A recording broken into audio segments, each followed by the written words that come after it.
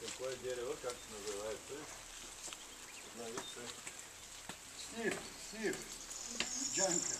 Джанка. Круша другото. Обяснете ми тук от 30 години как починали.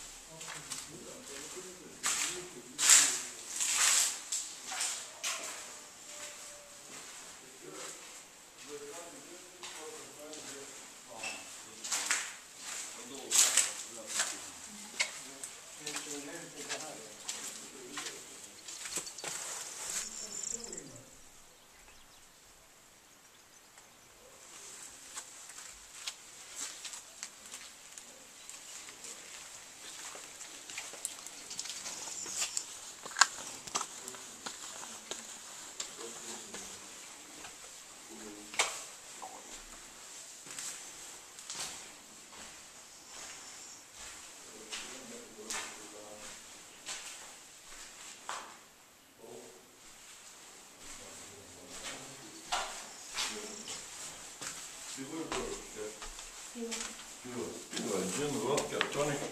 Тук е много хубава панорамата, виж. Отвън се вижда. Просто една маса може да сложиш там в тревата. Масата тук под дървото, от сливата. Ел тук е надигни над прозореца. Видях. Много е добра панорамата.